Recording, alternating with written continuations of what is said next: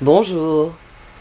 Pour commencer les dates astrologiques clés, et bien sûr, vous pouvez regarder l'horoscope où je détaille la dynamique de l'été à venir.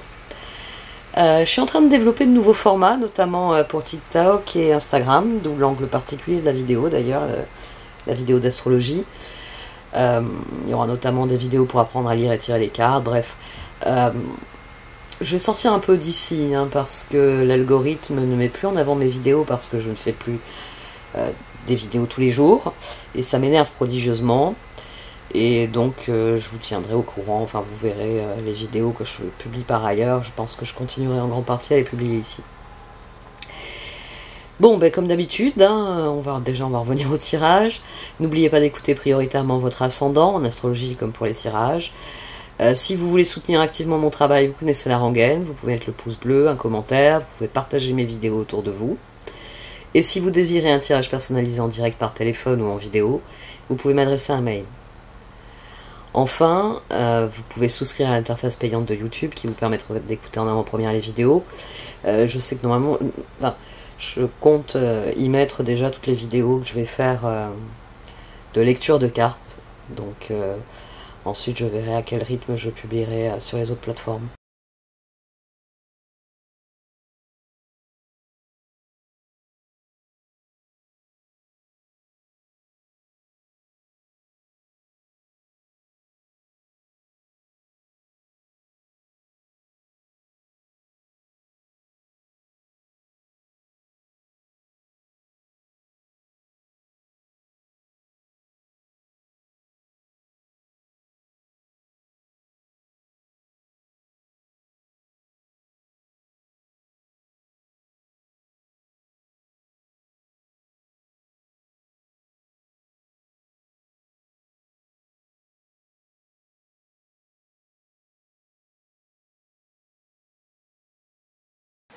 Voici donc votre tirage au Chosen pour ce mois de juillet, ami Capricorne. Du sein de la sagesse des royaumes cachés sont sortis le duel des dragons et le jardin de Gaïa. Les cartes vous voient face à un choix et elles vous disent de faire le plus profitable pour vous. Elles vous disent que la route sera longue, mais que tout va bien se passer. Que tout va bien se passer, qu'il suffit juste de faire le choix qui est le plus profitable pour vous. Et en avant pour les coupes. Oui, je pense que c'est parce que le soleil est en cancer, votre signe opposé. Mais il y a des coupes partout dans ce tirage. On a la reine de coupe pour démarrer, le roi de coupe. Et ils vont de pair, elle nous dit le diable. Après, on a le chevalier de coupe. Après, on a ici le 7 de coupe, le 8 de coupe. Là, on a le 9 de coupe. Là, on a l'as de coupe. Là, on a à nouveau le page de coupe et le roi de coupe. C'est qu'il y avait des coupes encore. Bon, tempérance, encore autre chose. C'est tout. Ah, c'est déjà beaucoup. C'est déjà beaucoup. Le page de coupe, le chevalier de coupe, la reine de coupe et 2 fois le roi de coupe. Et l'ermite aussi à 2 reprises dans le tirage. Comment dire? Bon, déjà, commencez. Essayez de ne pas vous noyer. Parce qu'à la base de tout ça, il y a une trahison. Au dos de cette ligne, on avait le 7 d'épée. Et les cartes, elles viennent vous dire qu'il est temps de guérir d'une trahison.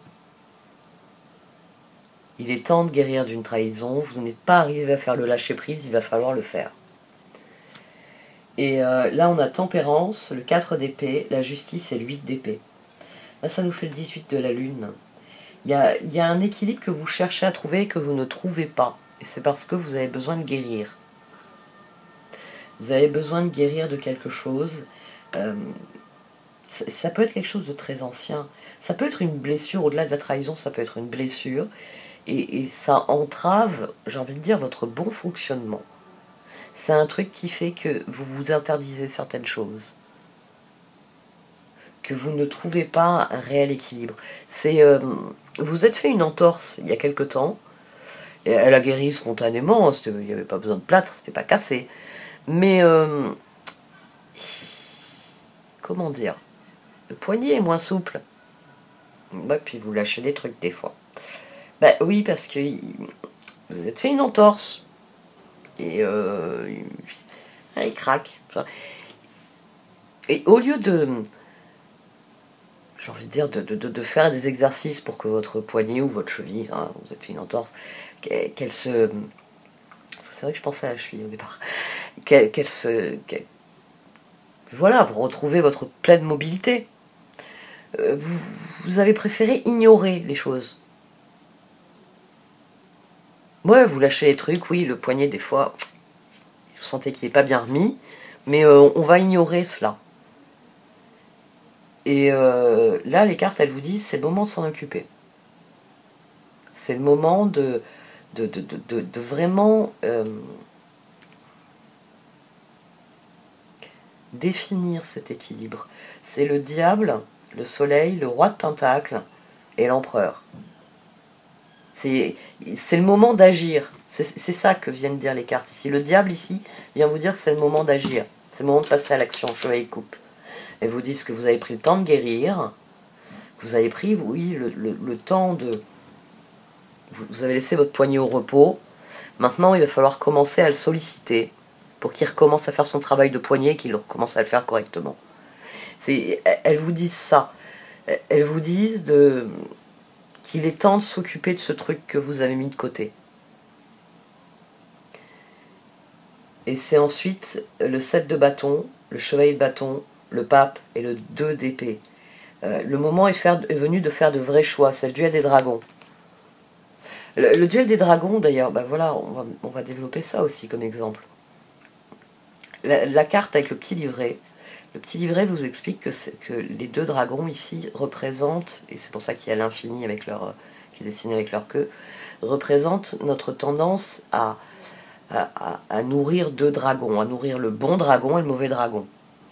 C'est-à-dire à nourrir notre côté lumineux et à nourrir un côté moins lumineux. Oui, c'est un autre référentiel culturel, on va dire. Si vous préférez, les 2 dragons ici, c'est le bon et le mauvais génie. Voilà. Donc, les cartes soulignent qu'on a tendance à nourrir autant notre bon génie que notre mauvais génie. Et elles nous disent qu'à un moment donné, il va falloir choisir. Soit vous nourrissez le bon génie, et vous laissez le mauvais génie mourir de faim et donc disparaître, soit vous nourrissez le mauvais génie, c'est le bon qui va disparaître. Elles vous disent que ça peut fonctionner longtemps comme ça, vous pouvez rester dans un entre-deux pendant longtemps. Elles vous disent, mais ce serait bien de décider une bonne fois pour toutes. Quel côté tu préfères? Et vous, c'est ça qu'il faut. Faut réellement que vous affrontiez cette blessure, parce que sinon cette main elle va rester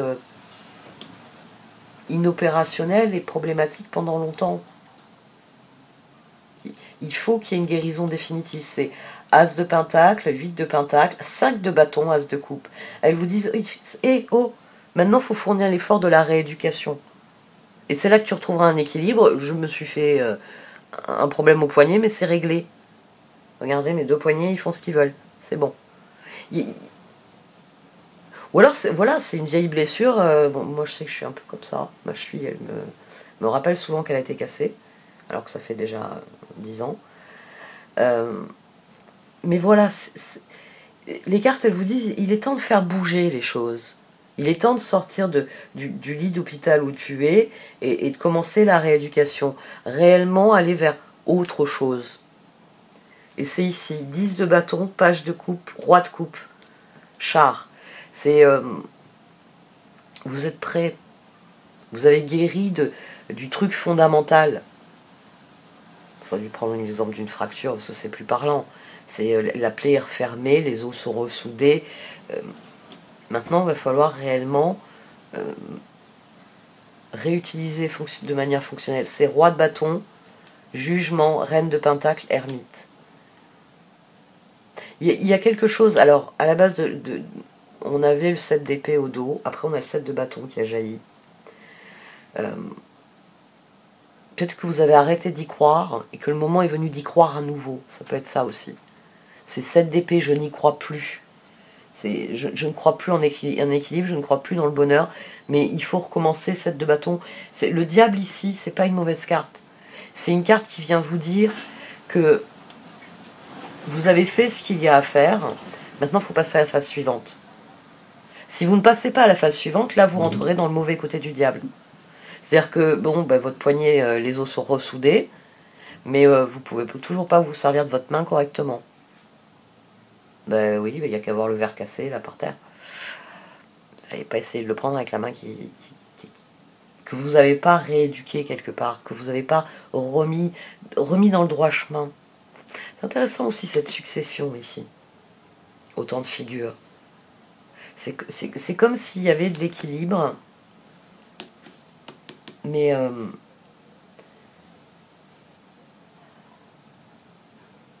la situation est rentrée dans l'ordre, mais vous ne prenez peut-être pas soin de vous comme il le faudrait.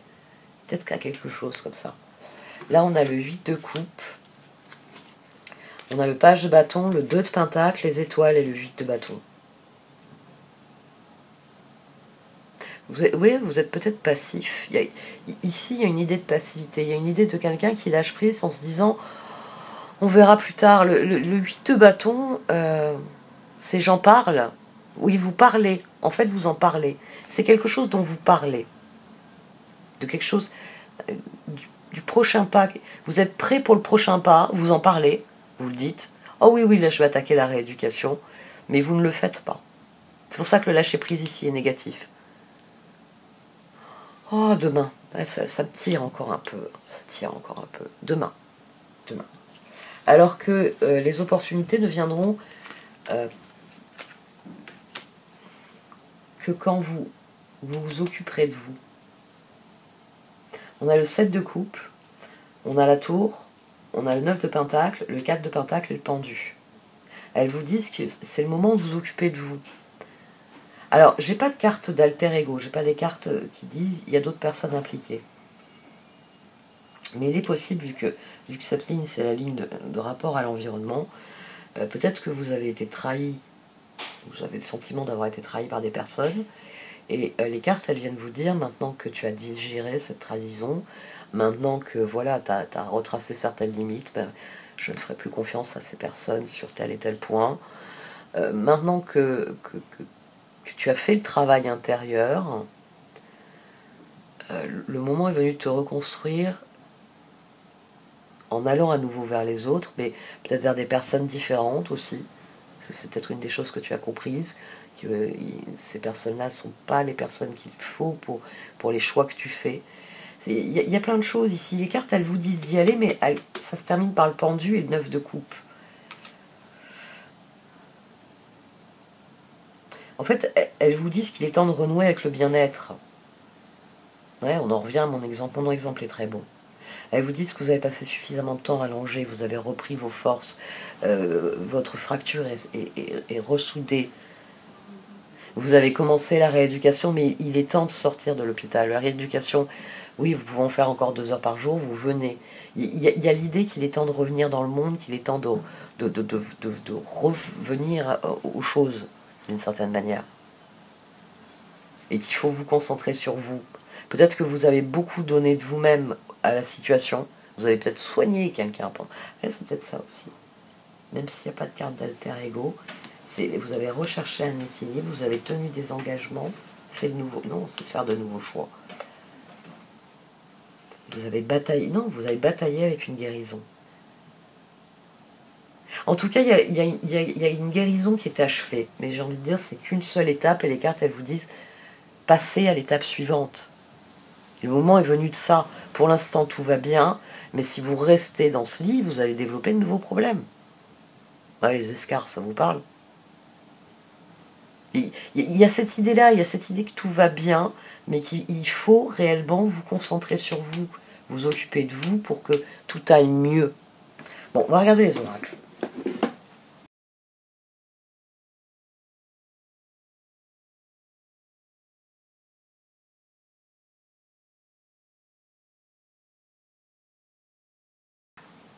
Bon, ben les cartes, elles confirment en fait cela. Même là, le fait que j'ai tiré ces deux-là ensemble, le lâcher prise, avec Go the Distance. Le moment est venu de vous remettre en route. Les cartes confirment, hein, il y a eu une guérison. Il y a fondamentalement eu une guérison. Elle est là, elle est dans le passé. Mais là, elles vous disent que désormais les choses ont repris leur cours et qu'il est le moment est venu de progresser à nouveau. Elles vous disent c'est très bien, mais il faut que tu repartes dans une spirale ascendante parce que là tu as tourné en rond, le temps de guérir. Tu avais besoin de guérir, tu as tourné en rond. Maintenant, faut aller plus loin. Faut quitter l'hôpital, continuer la rééducation. Oui, tu en as encore besoin, tu as encore besoin de guérir de certaines choses, mais il faut quitter l'hôpital, rentrer chez toi. Tous les jours, tu iras faire ta rééducation. Mais il y a vraiment cette idée-là que les choses sont rentrées dans l'ordre et que maintenant, il faut passer à l'étape suivante. Ça vous dit pas, dépêche-toi, hein, ça vous dit pas, là, tout de suite, maintenant. Mais ça vous dit, il faut réamorcer les choses. Il faut réamorcer les choses. Et à partir du moment où vous réamorcerez les choses, c'est là que vous vous apercevrez que vous avez toutes les ressources nécessaires, vous avez tout ce qu'il faut. Vous allez renouer avec l'abondance à partir du moment où vous allez redémarrer les choses, justement. Ce qui s'est passé était dans l'ordre des choses. Vous aviez besoin de ce temps de guérison. Maintenant, les choses ont repris leur cours. Et il est temps que vous suiviez le mouvement. Il est temps que vous mettiez en application ce que vous avez appris. Parce qu'ici, on n'arrive pas à apprendre sa leçon. Hein, c'est pour ça qu'on a le cœur dans le sablier. On n'arrive pas à comprendre sa leçon. C'est pour ça que le cœur est dans le sablier, il n'est pas en nous. Et là par contre, le cœur, il est en nous. Parce que ça y est, on a compris. On sait qui on est.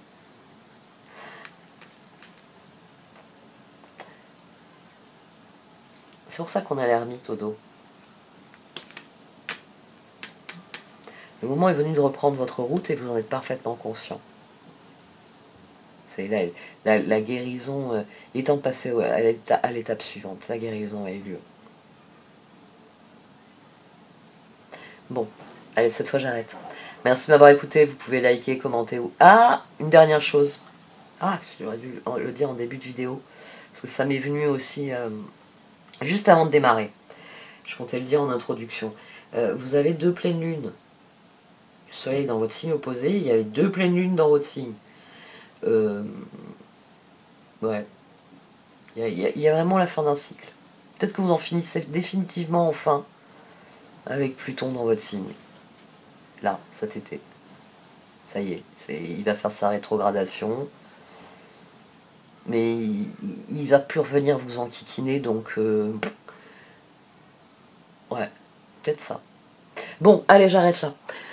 Merci de m'avoir écouté. Vous pouvez liker, commenter ou partager cette vidéo. Au revoir.